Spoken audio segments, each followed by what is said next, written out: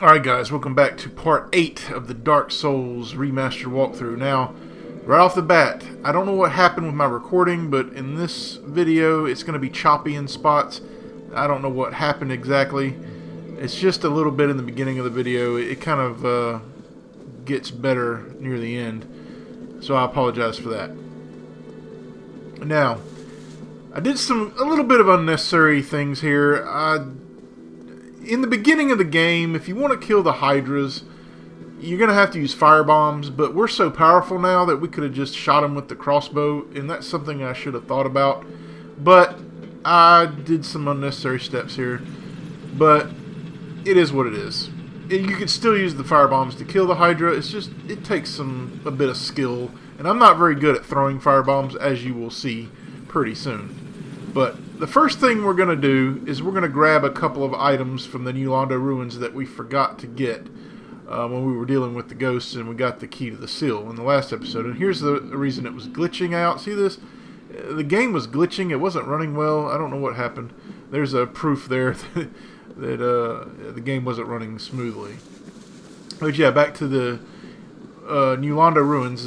There are two items there that I want to get. The Cursed Bite Ring and the Rare Ring of Sacrifice. I didn't get them earlier, and I should have. I could have saved myself a trip. But if you want to get to New Londo Ruins in through the back way, this is the best way to do it. Just come in through the Valley of the Drakes and take the shortcut to Elevator, the one we took when we were, as soon as we drained New Londo. It's just an easier way. You don't have to deal with a lot of the ghosts at first, and you don't have to deal with the dark wraiths. It's just a quicker way. But these dragons, you definitely don't want to mess with these guys. These guys will ruin you. I just recommend running past them. Alright, so let's talk about these two items we're going for. The first being the Rare Ring of Sacrifice. Now, earlier in this walkthrough, we got the Ring of Sacrifice. Now, the Ring of Sacrifice will save all of your souls and your humanity if you die. However, if you die and get cursed, then you're still going to get cursed. You still won't lose your souls or your humanity, but you'll be cursed. Now, there's a point in the game where there's a unstoppable... It's pretty much a scripted death in the game, and it's very likely you'll be cursed if your resistances are too low. So to combat that, we're going to get the Rare Ring of Sacrifice. Now, I did get some Purging Stones earlier, but that's just like a backup plan. But yeah, getting the Rare Ring of Sacrifice is important, just so that we know that we will not be cursed. Now, right here, we want to roll off onto this roof here, and here's some of the lag coming in. Now, I recommend two-handing the whip. I don't know what happened here. Once they get you in like a combo, it's kind of like a stun. But the whip is exceptionally effective against these ghosts, especially when you two-hand it. Now, there's the Rare Ring of Sacrifice. Now, watch this. Oh, yeah. Now our whip is doing massive damage. Well, not massive damage, but adequate damage, I would say. Now right here, you want to drop off. Let's take care of this ghost first. Or a couple of ghosts. Yeah, the whip is very good at taking out groups of these ghosts. Now, the little shiny down here, we're just going to drop off. And there's some more lag, I do apologize. And we're going to get the Cursed Bite Ring. Now the Cursed Bite Ring will come in handy in a few spots. Yeah, we're just going to bone out. Now here's the point where I could have gone without going all the way to get the fire bombs, but I wanted to show you guys how to kill the Hydras, you know, if you don't have a strong weapon.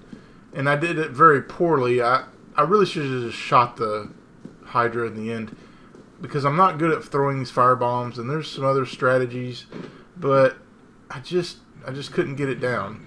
And you'll see me struggle throwing these fire bombs. They do work effectively against the Hydra, if you know how to throw them properly. But I just couldn't get this fight down. And after hours and hours of playing this game, I still don't really have, you know, a foolproof strategy on how to kill this Hydra without taking a hit or anything. It's just, I know there's a safe spot, but I don't really know where it is, and I didn't really research this boss good enough.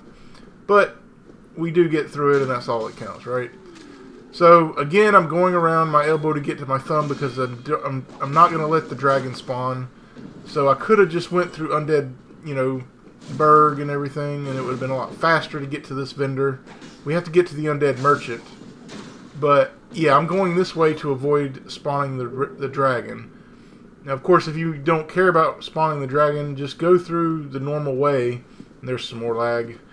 I think it's going to continue for a few more minutes, and then it's going to kind of gradually get better. But yeah, if you don't care about spawning the red kite dragon, the hail kite dragon, then just go the normal way, and you can get to the vendor a lot faster. Man, this lag is just, ugh, this was terrible. Yeah, the whip, you're going to just plow through these enemies now. Even if they have a shield, it doesn't matter. You just whip them and shoot them. Whip them and shoot them. I love that combo. So, on our way to the vendor, let's go ahead and talk about our plans here. The only reason we're going here to kill this Hydra is to open up the DLC. You have to unlock the DLC, get it ready, so to speak, because you have to kill the Hydra, and you have to rescue Dusk, and you want to have this done before you go to Anor Londo, because after we get the Lord Vessel, we want to jump right into the DLC and get our final piece of armor and our Titanite slab so we can upgrade our other weapon. After we get the jacket, we're going to go back into Blighttown to get a few more items, and more importantly, we're going to continue Sigmayr's quest. This is very important. We have to do this in a very specific order. So we have to talk to him in Anor Londo as well, and we can't miss any of the conversations. We have to make sure we exhaust all his dialogue and do the quest, because we want to make sure we get our slab out of this quest. Because we're not guaranteed a slab in the Great Hollow, but it's likely but not guaranteed. So we want to make sure we get another slab. We're trying to get as many slabs as possible because we are going to use another one on Avalon, and we still want to have one for our cestus and our whip. And if we play our cards right, we'll be able to get all of those weapons upgraded. So we're just going to have to do everything in a very careful, specific order to make sure we don't screw up Sigmayr's quest. Now back to our Undead Merchant. Now we could kill him for the Uchi Katana, which we could turn into the Chaos Blade, but we're not using it for this walkthrough, but I do want to have it just for my own enjoyment later on if I want to continue further new game pluses. So once we get our fire bombs, and they're relatively cheap, you can max them out at this point, and I recommend just doing that because, you know, if you're bad as throwing fire bombs as I am, you're going to need all the fire bombs you can get. So we're going to continue this way, and we're going to go in through the where the Havel door, you know, just before the Taurus demon. We're going to go through there as a way of quickly getting to the Hydra. Now bear in mind, this is not the fastest way to get to the Hydra. If you didn't care about the fire bombs, you know, you can just go through where Andre is and go in the back way through the Darkroot Garden, which is recommended. But because we went to get the fire bombs, this is going to be the fastest way to get to the Hydra. Instead of backtracking through the Darkroot Garden, this is going to be the best way to get to it. Yeah, these guys just stand here, you can just snipe them. Another example of your whip prowess here. They have no chance whatsoever when you have the whip now. Just whip them and shoot them. A lot of times they'll just die in one hit. I don't know what kind of hitboxes these guys have, but sometimes their shield goes...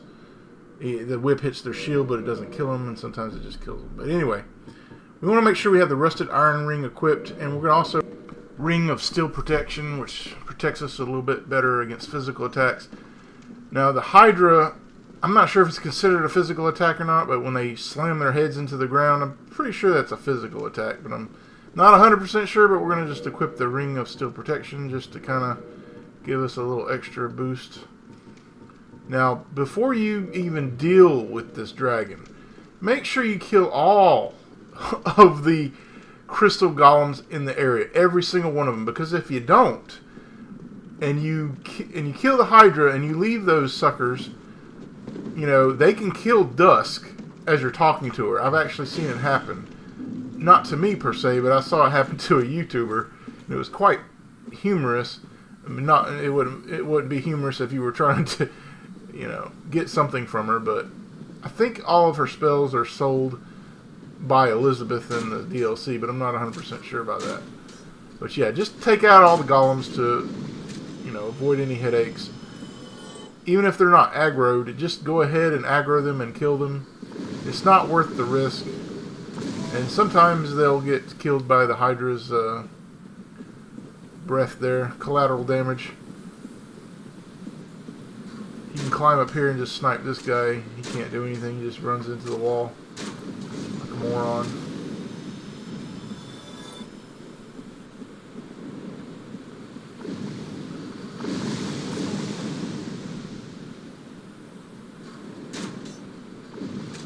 A few bolts will take these guys out, but you see that you can use the dragon's breath to help you out. See, pretty helpful. Not having a shield is really painful in this walkthrough, though. So many times where I could have avoided damage if I had had a shield.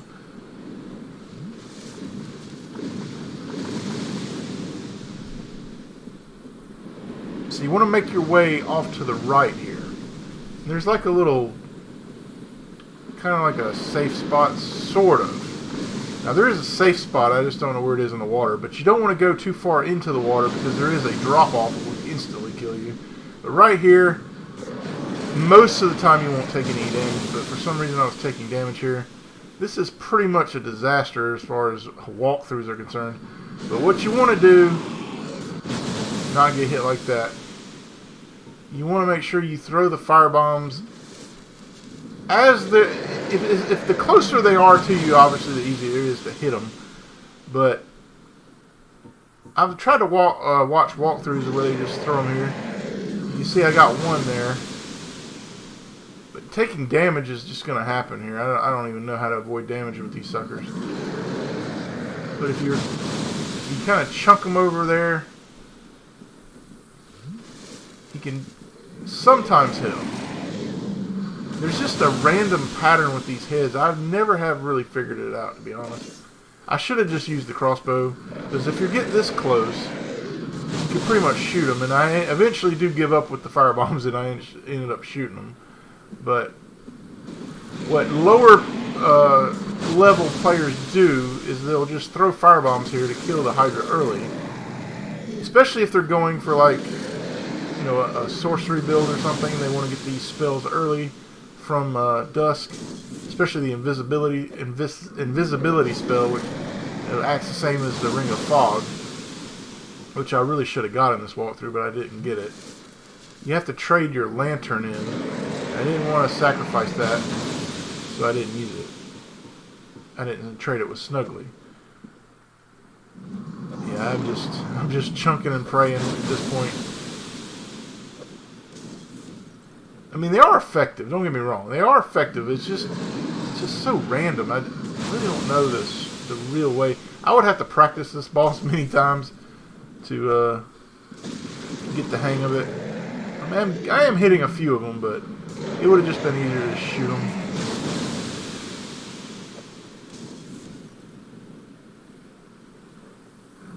Probably one of the more poorly designed bosses I've ever seen in the Dark Souls series. Yeah, I'm just chunking into nowhere now. Very poor walkthrough. I apologize for this portion. Now I'm just trying to whip them, and it really is just a cluster. Our whip is very powerful now. Two-handing the whip will probably take them out in one hit. They don't stay in the ground for long either, which is another frustrating aspect of this fight. It just, you have to kind of memorize where the heads are going. But like I said, you don't want to go too far into the water because it's just too dangerous. If you have that drop off, it's an instant death. I think I'm getting close to giving up here. These fire bombs. Did hit him there.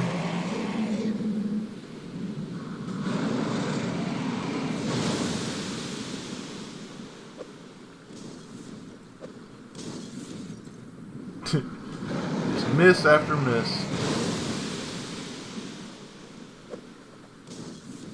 Yeah, there are better ways. I think I just said screw it and just started shooting at this point. Yep. This is what I should have done from the beginning. So ignore all the firebomb stuff and just shoot them with the crossbow, just to save yourself a headache. And again, I'm going to equip out the... I told you about that trick where you can quickly equip the Silver Serpent Ring and reap the benefits of the extra souls. And I did that just there. Now you want to quit out as soon as the dragon is dead. The reason being we have to spawn the gold crystal golem. For some reason he's not there unless you save and quit out. Or if you go to a new area and come back, it's just easier to save and quit. The quit out method. And then you want to have the rusted iron ring equipped so you can get through here quickly. Plus you don't want to be slogging through the water when you're fighting the crystal golem here. Now the golden golem is just like the other golems, it's just more health. No difference really, except this one is housing the princess, which we have to save. This is where the DLC is, in this back cave here. Very convoluted. I don't know how anybody would have ever figured this out. But after you go to the Duke's Archives, you'll get the broken pendant, and then and only then will this kind of like rip in time appear, and you have to go through it to go back in time. So yeah, this golden golem, nothing special, just dodges attacks. I'm still using the crossbow here, but I probably should have used the whip. Now, be careful and don't hit her. You can screw yourself there too. Make sure you answer yes to her. Now she'll disappear and she'll reappear by this rock close to where you were fighting the Hydra. Again, you make sure you have killed all of the blue crystal golems in the area, because she will get punched out of existence, and if you left any of them, they'll just aggro on her. So, interestingly enough, you don't have to be human for this summon sign to appear. Of course, it's not a summon sign that you will summon for a boss or anything, but it's the glowing aura here, you can't miss it. So we're going to talk to her, but we're not going to buy anything. But if you were a sorcery build, you would definitely want to buy all of her stuff, because she's got some really good stuff here.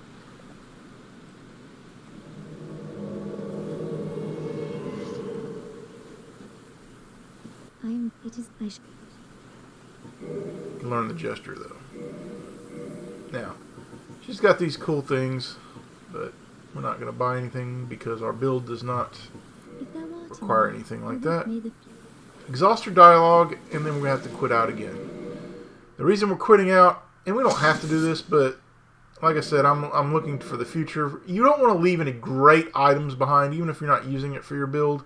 But one of the best items in the game is here, but you got to go all the way back to where you came from to pick up the Acquainted set. Now, the Acquainted set in itself isn't that special, but the Crown of Dusk is extremely special, and I don't want to leave it behind even though I'm not using it. But in the future, if I wanted to use it, I could. You just don't want to leave any good items behind. It's kind of like a habit I have. Even if I'm using a certain build and I'm not allowed to use certain items, I'll still pick them up, but I just won't use them. If you don't quit out, it won't spawn for some reason. I don't know why. This is a very strange area, and all the quit outs you have to do to get certain things to spawn, like the Crystal Golem, and now this. So yeah, the Acquainted set with the Crown of Dusk, more importantly. Now we're just going to bone out. And now we are finally going to go to Sens Funhouse, aka Sens Fortress. And then we're going to go to Anor Londo, and then we're going to end the episode once we get to Anor Londo. One more thing we want to do, since we're low on homeward bones, we're going to go ahead and pick up some more. Now, if you were wanting a magic build or a faith build, you could just use the homeward spell, which is very convenient, and you'll never have to worry about homeward bones. But again, we're not using magic of any kind, so we have to trek all the way over here just to get some homeward bones. I usually like to have 20 or at least 10 on hand. You can actually kill this merchant, but I don't recommend it.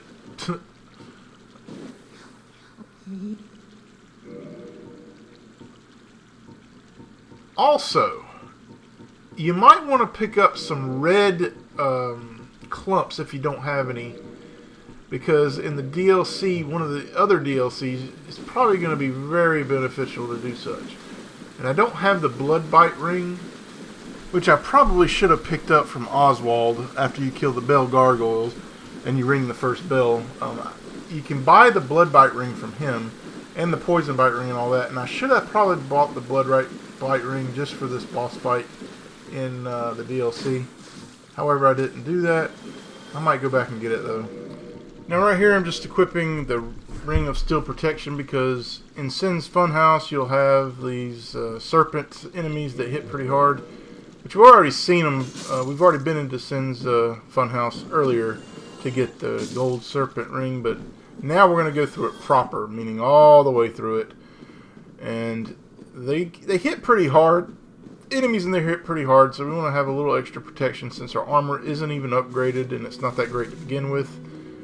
So yeah, we're just trying to have a little extra protection there. But I always want to have the silver serpent ring equipped for those extra souls. Alright, let's talk about one of the most important things we have to do in Sens Fortress here. Earlier when we came in and we got the gold serpent ring, we talked to Sigmar to advance the quest. You got to make sure you exhaust his dialogue, but there's something else you have to do or you won't be able to continue the quest. And we have to turn the boulder mechanism a very specific direction so that Sigmar can escape his trap down there. He's trapped. So we have to help him escape by turning it to where the boulders will shoot out into the abyss, basically. There's a lot of ways you can turn it to make the boulder go in certain directions. One is going towards this wall where there's this serpent guy just leaning up against the wall. If you break that wall, you can free Logan, which we're not going to do because we have no interest in sorceries in this walkthrough. But if you were running a sorcery build, that's one of the best places in the game to go. So before we go into Sens Fortress, we're going to burn up some more humanity and kindle the bonfire to 20 here, just so that we'll have a little extra boost of health going in here, because Sens Fortress can be pretty brutal at times. But once you've been through it enough times, it's pretty much a cakewalk. And I think I don't even die going through this thing. I don't think I die once going through here. Now make sure you have at least 4 humanity that you're not going to use, that you want to keep it on tap, because you want to kindle the bonfire in Anor Londo just before Ornstein and Smo. You want to make sure you have that bonfire kindled to 20, because the Ornstein and Smo fight can be quite daunting. I've actually had to leave Anor Londo and come all the way back to farm extra humanity just so I can have help from Solaire, but I ended up finding out that Solaire really isn't all that much of a help in the grand scheme. As far as, it's really not worth it. Let's just say you have to kill all these big giants in the room before Ornstein and Smo, and by the time you kill them, sometimes Solaire takes a lot of damage and he's not going to be as effective. Plus, whenever you do a summon, the boss gets more health, and I tried both ways, and I think just doing it solo and you're getting more cracks at the boss quicker.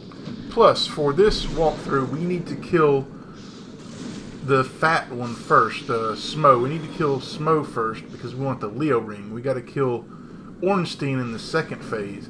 And sometimes, not all the time, sometimes Solaire will actually kill one of them before you're ready to. So to avoid all of that nonsense, we're just going to do it ourselves. Which for this is going to be the better way because we want the Leo ring. Now again, if you want to snipe this guy from distance, you can. I ended up finding that the last window up top is actually the better vantage point to shoot this guy.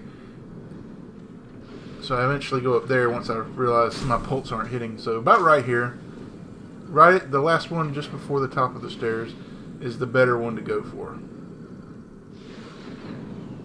Yeah, see? Right on the money. It'll take about 3 bolts to kill him. Now, alternatively, you could try to brave the lightning going through here, but if you miss and you get hit by one of these blades, you're more than likely going to die because you're probably going to get knocked into the tar down below, and the fall alone will kill you. Now here's where the rock will go to hit the wall to free Logan, but we're not going to do that. Onwards. Now you'll notice that the boulder doesn't always come down this way. It changes depending on your movement after you've passed certain areas.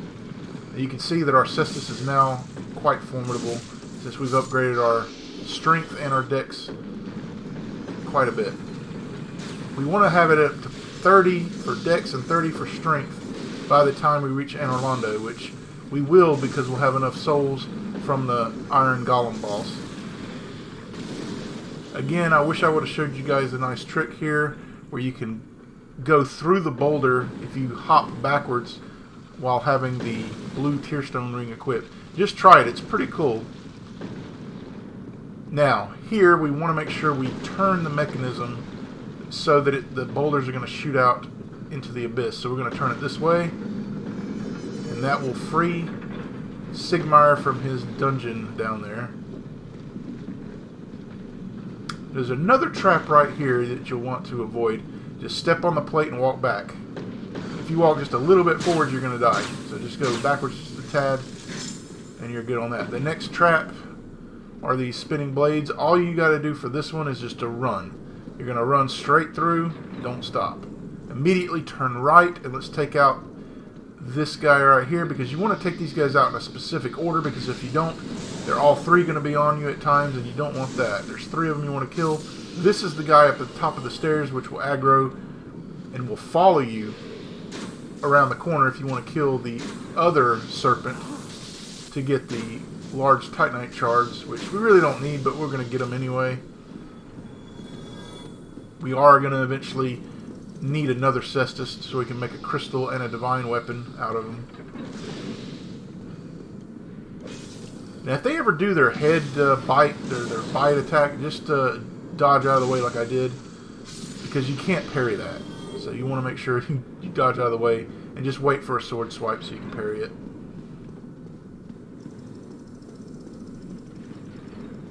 The final area here, you need to get your crossbow out and do your little peek-a-boo trick here with this guy. Target him and just shoot him.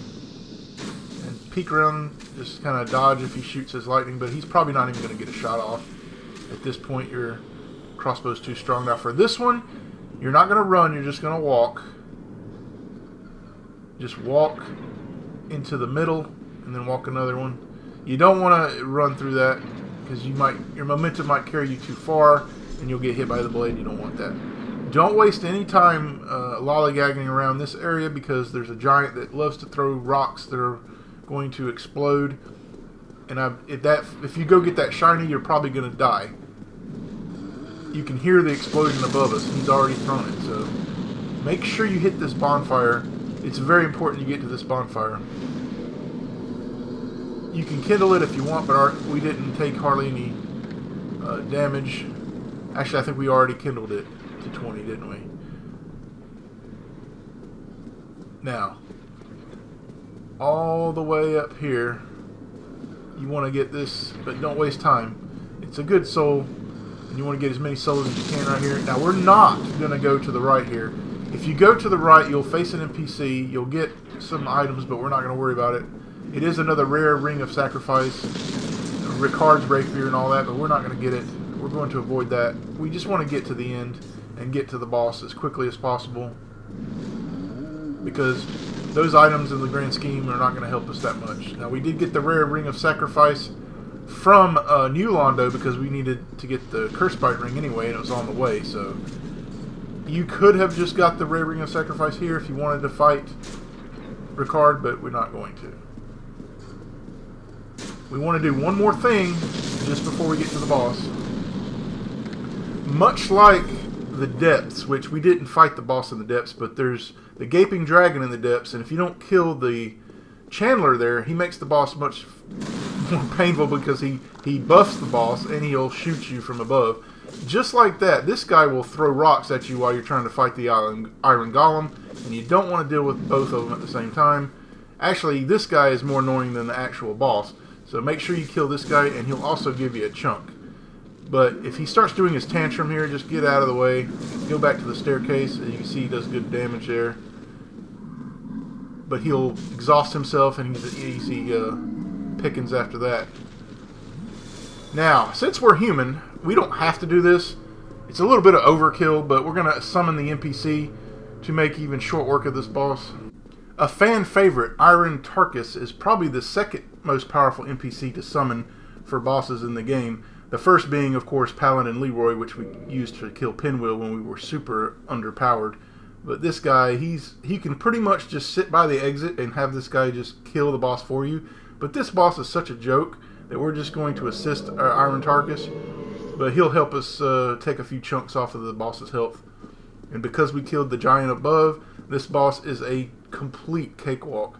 And you can actually knock him off the ledge, but I'm not really sure how to do it. There's videos to show you how to do it, but this boss is so easy anyway, it really doesn't need any extra help after that. After you get Iron Tarkus, you can easily take this guy out. So just wait for him to do his attack and run underneath his legs. Come behind him and just start wailing on him, and he'll fall down. I mean, this boss is such a joke. It is such a joke. I'd say this is probably the easiest boss, except for Ceaseless Discharge, which I shouldn't even count as a boss. But he's already down for the count, pretty much. We're just going to keep wailing on him. That's really all you have to do. Just go behind him and start hitting him under his legs and just start hitting him. And you'll see Iron Tarkus does a hit here, and that's it. Game over. What a joke of a boss. The core of the Iron Golem is our prize, and we could, if we were running, a strength build, we could get the Iron Golem Axe. The Golem Axe, which is very powerful, and it has a nice little, it has that attack, that wind attack, which is pretty cool. But you can alternatively make a Dragon Fist weapon out of it. But for this build, we're not going to be using that. It's a bit too heavy. Welcome to Anor Londo. This area is famous for one reason and one reason only. The famous Ornstein and Smough fight, which we're going to do probably in the next episode. But for now, we are just going to sit at the bonfire. This is a good stopping point, so we're not going to engage with any of these knights here. We're not really going to need the items that they have. We're not getting the Mimic hat, and we're not getting any boss weapons this playthrough. So we're just going to go down here. If you have any Firekeeper souls, you can give them to this lady, and she will buff your Estus. But right now, our first thing is we're going to level up and get our strength and our dex to plus. We're going to get it to 30 evenly. So now we have evened out our strength and our dex. Not quite our vitality yet, but later. And that's going to do it, guys.